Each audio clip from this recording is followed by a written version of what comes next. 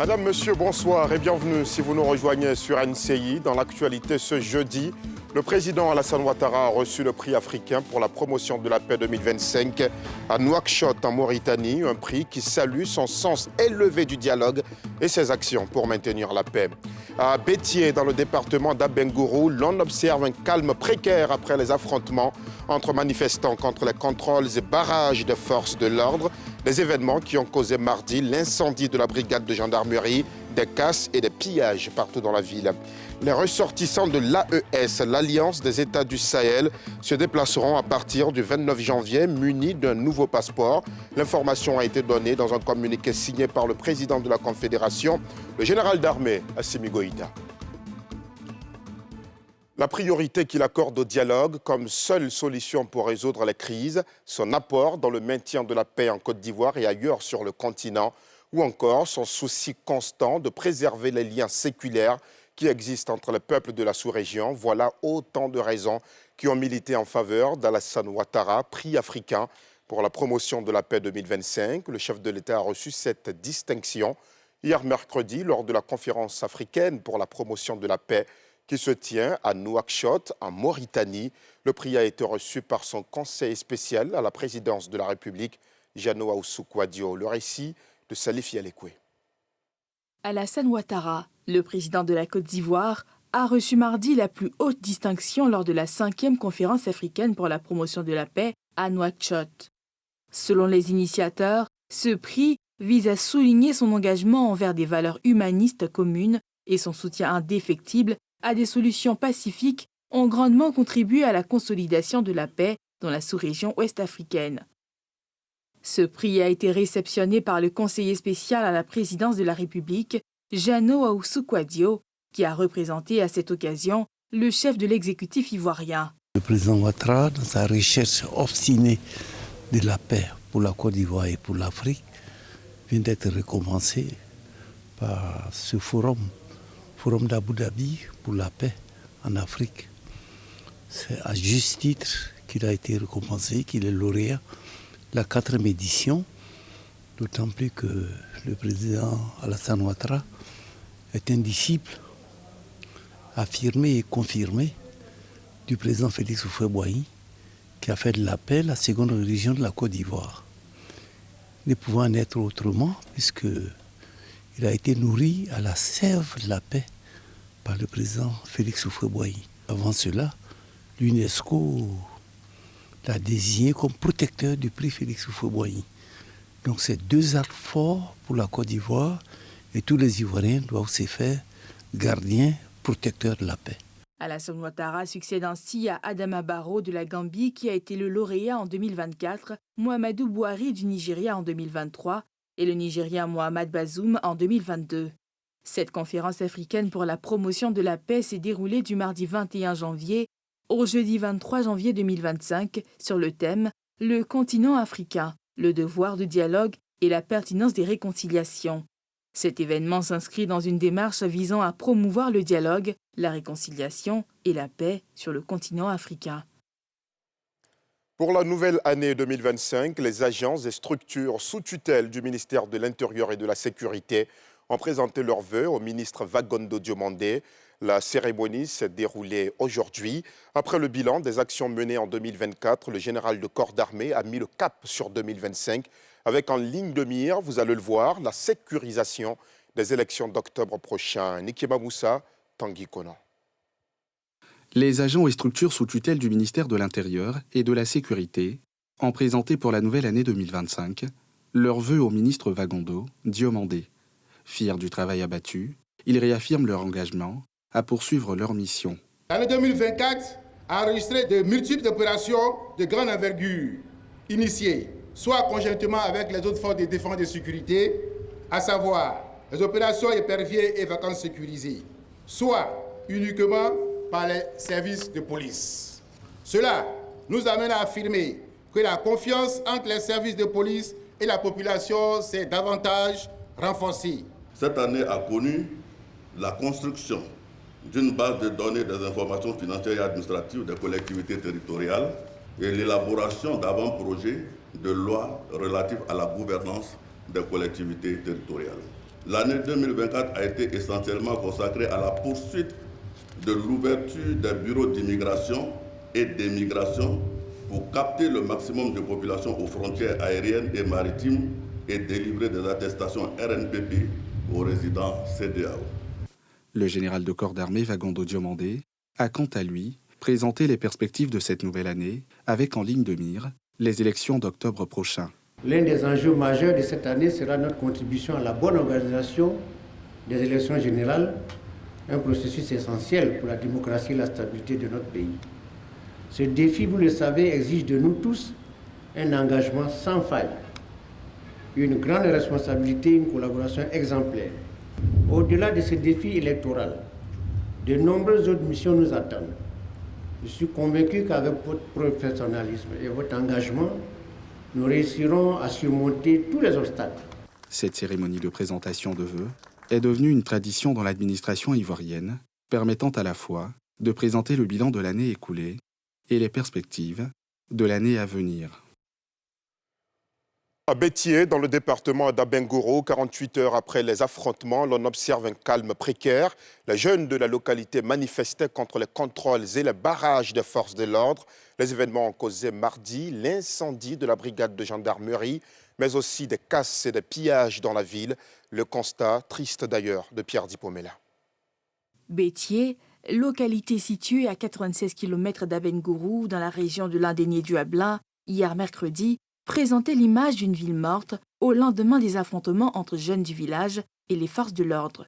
À l'origine de cette violente manifestation qui a causé l'incendie de la gendarmerie, un contrôle de routine de la brigade de Béthié, suivi de l'immobilisation d'un gens à 2 roues dont les conducteurs n'étaient en possession des pièces administratives requises. Il y a eu les jeunes qui sont soulevés, comme quoi il y avait trop de barrages et puis ça faisait trop payer. Et le pire, ils ont mis le feu à la gendarmerie. Et ça, c'était vers midi, jusqu'à ce que les renforts arrivent et qu'on fasse rentrer les gens chez eux à la maison. La population apeurée est restée terrée chez elle. On est chez nous, mais on est devenus des prisonniers. On ne peut pas sortir. Actuellement, là, tout est fermé. Il n'y a pas à manger, il n'y a rien. Les boutiques sont fermées, le marché est fermé. Nous-mêmes, on est fermés dans nos maisons. Plusieurs jeunes, une centaine selon le procureur de la République, près le tribunal d'Abengourou, ont été arrêtés et un couvre-feu instauré.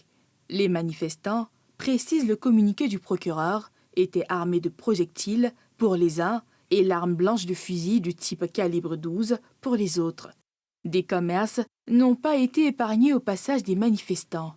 Cette dame a vu son réfrigérateur vidé de son contenu. J'ai tout fermé. Ce matin, j'arrive prendre mon médicament dans mon magasin. Ils ont tout pillé. Je suis partie demander un prêt quelque part, remplir mon frigo. Donc je suis là, c'est pour recommencer à zéro même que je suis là. Les autorités administratives, politiques et traditionnelles conjuguent les efforts pour ramener le calme et la confiance. De l'électricité, le département est couvert à pratiquement 98%. Nous avons de l'eau.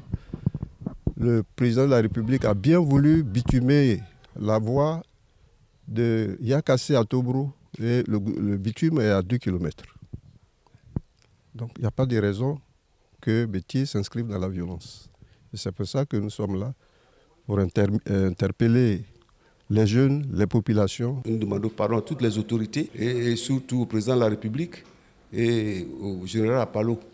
Vraiment, c'est déplorable. Mais nous pensons que de telles situations ne vont plus se reproduire. Le calme restait précaire. Les populations sont appelées à reprendre les activités après la sécurisation de la ville. Une information judiciaire a été ouverte à l'encontre des présumés coupables de faits d'atteinte à l'ordre public, de détention illégale d'armes, de catégorie 5 et 6. Un incendie d'une grande ampleur s'est déclenché tôt ce jeudi matin à la menuiserie de Gagnoa, située dans le Grand Marché, au quartier central de la ville. L'incendie a dévasté une partie importante de la menuiserie, provoquant des dégâts matériels considérables.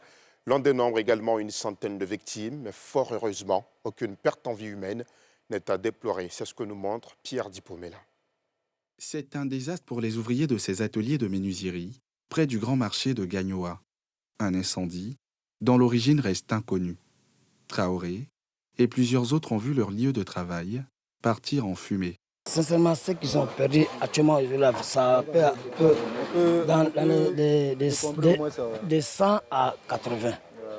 C'est vrai, parce qu'on est trop sérieux. Il y a des ateliers même il y a 3 patrons, 4 patrons, 5 patrons. Alors, puis il y a des gens qui font des quincarines. Ils ont vraiment leur matériel trop. C'est gâté même actuellement. C'est le courant qui a provoqué. Michel Guilavogui, lui, a eu beaucoup de chance. Il doit son salut à l'arrivée des sapeurs-pompiers et aux habitants du quartier. L'accès n'était pas facile pour entrer. Donc, les sapeurs-pompiers sont restés à distance. Ils ont commencé à lancer l'eau. C'est par la grâce de Dieu. Ils ont lutté. Sinon, mon atelier est à 1,50 m des autres. Et c'est des millions. C'est des machines, cette opération qui coûte au moins quelque chose de 3 millions à 4 millions. Alertés à 5 h du matin, les sapeurs-pompiers civils de Gagnoa ont lutté pendant plusieurs heures avant de maîtriser les flammes, évitant ainsi une propagation à d'autres secteurs du marché. Le 3e adjoint au maire, qui était sur les lieux du sinistre, a apporté le soutien de la municipalité aux victimes. Il a également demandé aux commerçants de faire preuve de prudence en cette période de forte chaleur. Nous sommes dans une période de sécheresse, donc il y a beaucoup de prudence à observer. Il faut éviter donc les mégots de cigarettes, les installations anarchiques des fils de courant. Selon les premières informations, l'incendie a touché principalement des étals de bois et des matériaux de construction. Dans la commune d'Anyama, ce sont les délestages qui inquiètent, des coupures intempestives d'électricité qui causent d'énormes désagréments. Certains habitants, vous allez le voir, ont même quitté la commune. Les autorités locales, elles, tentent tant bien que mal d'y apporter des solutions en collaboration avec les structures en charge de la production et la gestion de l'électricité. Comment se manifeste ce délestage permanent? Quelles sont les difficultés qui en découlent pour les populations? Et surtout, la question que tout le monde se pose à Anyama, à quand la fin de ce calvaire? Mardoche Kwasi et Joseph Zekré reviennent d'Anyama, peut-être avec des réponses. Quartier Belleville-Terre-Rouge, dans la commune d'Anyama. Depuis 4 ans, ce quartier, à l'image de la quasi-totalité de la commune, vit au rythme des délestages. Une fourniture irrégulière de l'électricité aux ménages et aux autres activités économiques de ce quartier qui affectent le quotidien de ces populations. C'est le cas d'Aïcha, revendeuse de poissons et de viande congelée, qui éprouve toutes les difficultés à mener sereinement son activité. Quand c'est comme ça, là, les clients viennent là, ils se plaignent. Ils ne veulent pas payer. Ils veulent pas. Alors que moi, je suis parti mettre l'argent dedans pour venir vendre ici, un peu payer, me débrouiller. Mais à chaque fois, courant se coupe ça. Quand ça se coupe là, ça peut faire 2 jours, 3 jours avant de venir. Comme ça, la poisson là se gâte. Les vents viennent là même là, ça se gâte même. L'autre jour là, il y a mis beaucoup d'amami comme ça, il ne sait pas comment il a fait. Il y a un moment passé là, courant est coupé ici là, ça fait 1 mois. Ce jour là, il a pris poisson 50 000. Quand il s'est venu mettre dans le frigo là, tout était gâté. Il a donné à une autre femme pour qu'elle n'a qu'à fumer pour vendre. Elle aussi, quand elle a fumé, elle a ramené, elle a dit qu'elle ne peut pas vendre à ses clients parce que c'est trop gâté. Donc là, c'est moi-même qui ai perdu dans ça. C'est arrivé même plusieurs fois. Mais donc nous, on ne sait pas c'est quel problème qu'elle a. Vraiment, on est fatigué. À quelques encablures de là, ce ferronnier, installé dans le quartier depuis 2 ans, tente autant que faire se peut de continuer à exercer son métier, malgré la mauvaise qualité, voire l'absence de l'électricité sur plusieurs jours. Une situation qui plombe complètement ses revenus. Allez là, on ne peut pas travailler parce que le courant est faible. Ça peut pas faire quelque chose. Ça peut faire 1 mois, on ne travaille pas. On prend le travail pour aller ailleurs, pour aller travailler, pour venir livrer à la personne. Et puis il paye courant là-bas. Il paye les gens là-bas encore. Ça fait que moi, je ne gagne rien. À chaque moment, on fait du discours avec les gens. Quand c'est comme ça nous fait perdre les clients. Alors qu'on paye le courant, c'est ça on prend pour nourrir notre famille. On paye notre loyer avec ça. Face à la souffrance et au désarroi des habitants de ce quartier, les responsables du syndicat des copropriétaires essaient d'attirer l'attention des autorités compétentes. Nous avons adressé plusieurs courriers au service compétent, CIE. Nous avons adressé des courriers aussi à Côte d'Ivoire Énergie afin qu'on soit assisté pour régler ce problème-là. Nous avons eu une délégation à CIE pour un échange avec les responsables. Nous a promis que dans quelques mois, ils vont faire face pour pouvoir régler ce problème. Un cri de cœur entendu par les autorités locales qui ont décidé de prendre le taureau par les cornes en invitant les structures chargées de la fourniture et la gestion de l'électricité à une rencontre. Objectif, comprendre avec les populations les raisons de ces problèmes d'électricité qui perdurent à Anyama. Anyama, c'était une zone qui était considérée comme une zone un peu rurale à la périphérie d'Abidjan. Donc les investissements dans ces zones-là, il faut savoir, c'est un peu limité. Donc il y a un défi de pouvoir mobiliser un certain nombre de financements encore.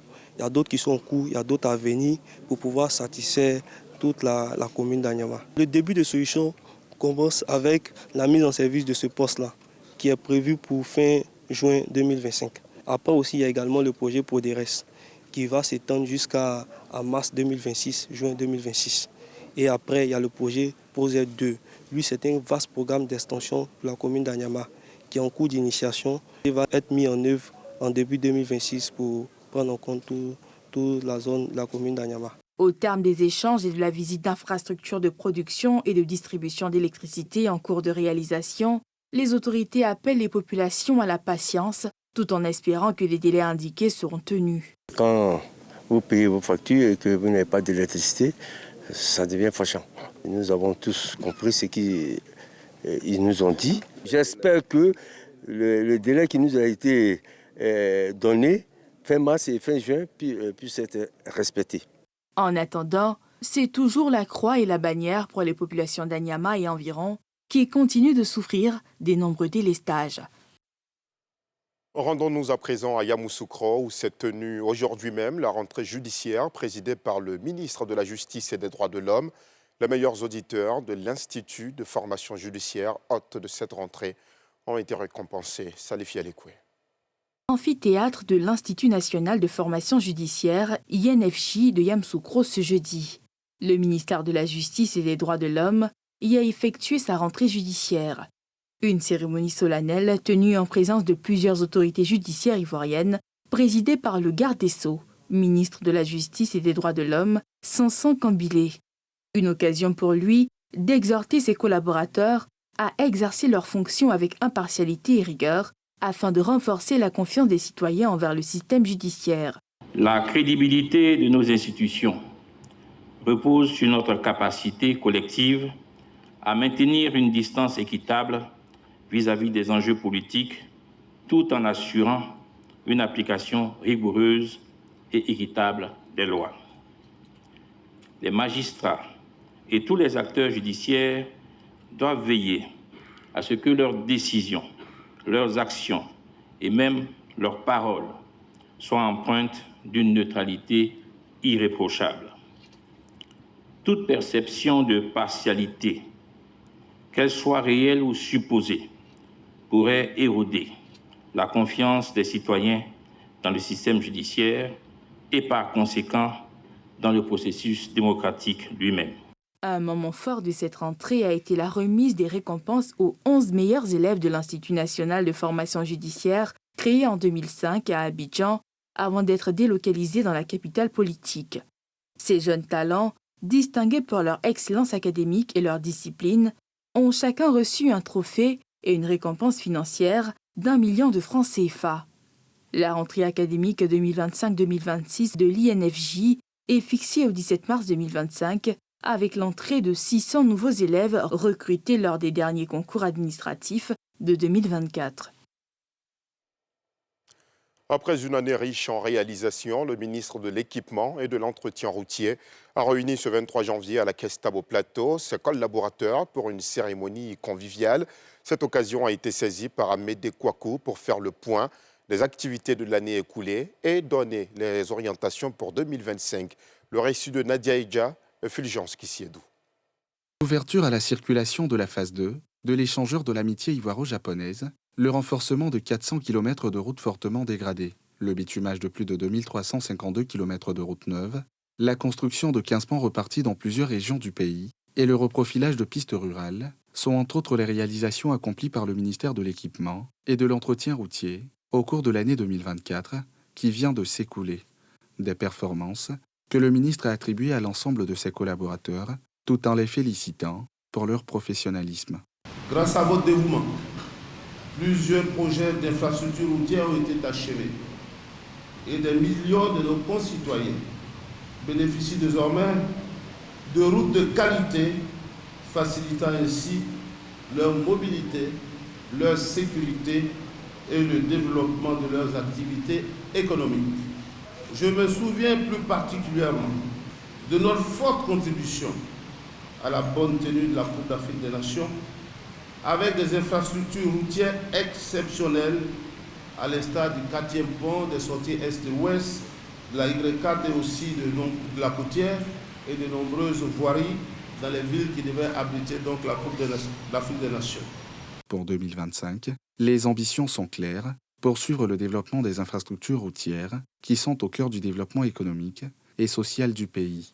Des infrastructures routières demeurent une priorité absolue pour le gouvernement, car il est le cœur du développement économique et social de notre pays. À ce titre, nous devons maintenir l'effort pour assurer la qualité, la durabilité et la sécurité de nos routes. Cette présentation du bilan et des perspectives du ministère de l'Équipement et de l'Entretien routier s'est faite en marge de la cérémonie de présentation de vœux qui a réuni le personnel, les entreprises et toutes les organisations fêtières. Ils se sont succédés au pupitre pour exprimer leur reconnaissance et leur admiration à leur premier responsable. On a retrouvé vos sandales usées que vous avez pour la plupart abandonnées, notamment en bordure de mer. Eh bien, ces sandales sont devenues des œuvres d'art, de magnifiques tableaux conçus par Toafik Ouedraogo, un jeune étudiant en master d'art plastique à l'université Félix Houphouët-Boigny. Mais derrière ce recyclage, Toafik raconte des histoires, un parcours et une vie, symbole d'engagement et de créativité. Faltia Koulibaly, Tanguy Kona. C'est ici, à Gonzagueville, dans la commune de Port-Bouët, que Toafik, étudiant en art plastique, se rend pour s'approvisionner en matières premières pour la réalisation de ses toiles. Les sandales usées rejetées par la mer sur le sable des plages. Ici, il y a toutes sortes de déchets. Mais seulement les sandales attirent son regard. Équipé d'un sachet et d'un cache-nez, il effectue le tri. Je ramasse des chaussures en fonction des couleurs. Je ramasse le noir, le blanc, le rouge, tout ce que je trouve en fonction de la couleur en fait. Donc chaque couleur maintenant va jouer le rôle en fonction de l'exploitation sur le tableau. Ici c'est un peu flexible. Donc quand je prends la lame, il est un peu facile de couper par rapport à celui-là.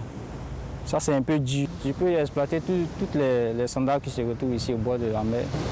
Pour moi c'est un travail écologique, le fait de ramasser des sandales au bord de la mer, qui contribue donc à l'assainissement de notre environnement. Il n'y a pas seulement que les sandales, il y a plusieurs autres objets. Il y a des objets coupants, des objets piquants. Donc tous ce sont des risques que je prends lorsque je ramasse ces sandales-là. Une fois sa collecte terminée, Toafik a rejoint son atelier à Cocody. Là, les sandales subissent un traitement minutieux. Elles sont lavées, découpées, puis triées selon leur texture, leur couleur et leur potentiel artistique. Il imagine et compose des tableaux qui mêlent fragments de sandales, colle et pinceaux. Ici, le tableau il est sans peinture, juste les couleurs de ces sandales-là que j'ai utilisées, à les découper en petits morceaux avec soin pour faire ressortir maintenant la ressemblance, tout ça, les formes. Mais ce tableau prend plus de temps pour la réalisation que celui-là. Parce qu'ici, je colle ces sandales et je prends la peinture pour faire ressortir leur forme. Ici, ça me prend minimum 1 semaine, alors qu'ici, j'ai pris 1 mois pour le réaliser. Et pour faire utiliser ces objets-là même, pour faire l'encadrement, pour couvrir le travail. Ici, le tableau se soumet à une technique, à un mouvement artistique qu'on appelle le pop art. Il s'agit en fait de réaliser un portrait avec les couleurs de ton choix. De ses mains naissent des portraits d'hommes politiques, de figures d'enfants de la rue. Chaque œuvre est une fenêtre ouverte sur des récits de vie. Mais elle porte aussi un message universel, celui de la résilience et de la seconde chance. Étant toutefois livré à lui-même, aujourd'hui ses sandales sont le reflet de son histoire, l'histoire d'un enfant qui a expérimenté la rue. Donc, si moi j'ai pu faciliter mon intégration à la société, mais malgré ces difficultés-là que j'ai traversées, pourquoi ne pas utiliser aussi ces sandales-là qui sont rejetées dans le but de les réinsérer aussi, en faire des œuvres d'art pour qu'ils puissent être dans les endroits précieux plutôt que d'être jetés dans les rues comme ça. Et lorsque je me suis retrouvé à un moment où j'ai commencé à recycler des sandales, j'ai approché des enfants qui étaient dans la rue et je leur ai proposé de me ramasser des sandales et enfin je vais leur donner de l'argent. Donc ils sont allés, ils ont ramassé des sandales pour moi et lorsque je leur ai donné de l'argent, c'est ce sourire-là qu'ils ont gardé. Donc j'ai pris mon téléphone, je leur ai pris une photo dans le but de leur rendre un hommage.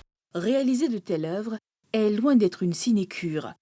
Entre les difficultés à trouver des matériaux, les défis techniques et le manque de moyens, Taoufik doit sans cesse se battre pour continuer à créer. Pourtant, sa passion reste intacte, ses rêves aussi. Pour l'instant, je travaille à fond propre parce que je suis encore étudiant et je ne participe pas à des expositions parce que, étant soumis à la règle académique, il faut d'abord finir ses études avant maintenant de participer à des expositions dans le but de vendre tes œuvres. Je fais des activités extra dans le but d'avoir un peu de moyens pour pouvoir acheter le matériel. Vu que c'est un travail écologique qui contribue donc à l'assainissement de notre environnement, interpellé ici le ministère de l'Environnement et comment est-ce que je pourrais mieux être dans un cadre un peu propice pour pouvoir apporter plus à ce que je fais et aussi donner du boulot à ces enfants-là qui, plutôt que de traîner dans les rues, leur donner du travail en leur permettant de recycler ces objets-là pour moi et que je les utilise pour faire des œuvres d'art. À ce jour, Taoufik Ouedraogo continue de transformer les sandales en chefs-d'œuvre, mais il craint de devoir abandonner son art faute de moyens. Taoufik Ouedraogo, artiste en devenir, lance un appel afin de pouvoir persévérer dans son art. Les arbitres de football, eux, viennent de recevoir d'importants moyens, des équipements et survêtements qui faciliteront l'exercice de leur mission sur le terrain. Un don de la Fondation Lonassi à la Fédération ivoirienne de football. La cérémonie de remise a eu lieu en présence d'acteurs du football local. Le reportage de Nadia Edja et Joseph Zekray. Ce sont au total 200 kits qui ont été remis aux arbitres des 3 premières ligues du football ivoirien. La remise de ces équipements sportifs composés de maillots et de survêtements d'une valeur de 37 millions de francs CFA s'inscrit dans le cadre de la mise en œuvre de la convention de partenariat qui lie la Fédération ivoirienne de football à la Fondation de la Loterie nationale. Le sponsoring des arbitres est pour nous un acte majeur. Il s'agit en effet de reconnaître le rôle majeur des hommes en noir pour le bon déroulement des compétitions sportives. Peut-on imaginer aujourd'hui un match de football sans trio arbitral? Non. À l'évidence, la réponse à cette question ne peut être que négative. Lonassi est un de nos partenaires leaders, étant partenaire de l'équipe nationale, sponsor de l'équipe nationale, sponsor de la Ligue 1 et maintenant accompagne les arbitres depuis quelques années. Donc je voudrais remercier le DG pour sa vision et pour son soutien. Les arbitres, les directeurs de jeu sont indispensables à l'amélioration de la qualité du football. Notre objectif étant de rendre le football ivoirien performant à tous les niveaux, il était logique et cohérent, vu nos engagements que nous avions quand nous étions candidats, de faire en sorte que l'arbitrage aille de l'avant. Cette action n'est pas la première du genre que pose cette fondation en faveur du sport local. En décembre dernier, 7 clubs de diverses disciplines avaient bénéficié d'une subvention de 21 millions de francs CFA à hauteur de 3 millions de francs CFA par club afin de soutenir leurs activités pendant la saison 2024-2025. Nous vous le disions en début de journal, les ressortissants de l'AES, l'Alliance des États du Sahel, se déplaceront à partir du 29 janvier 2025 munis d'un nouveau passeport. Si la décision, elle, n'est pas nouvelle, la date revêt cependant un sens pour ces 3 pays sahéliens, le 29 janvier étant la date de leur départ de la CEDEAO. Pierre Dipomela. Président de la Confédération des États du Sahel, AES, informe l'opinion confédérale et internationale de la mise en circulation des passeports de l'AES à compter du 29 janvier 2025. L'utilisation d'un passeport commun entre les 3 pays de l'AES, que sont le Mali, le Niger et le Burkina, entre en vigueur à compter de ce 29 janvier 2025. L'information a été diffusée via un communiqué officiel, lu sur les antennes de la télévision malienne.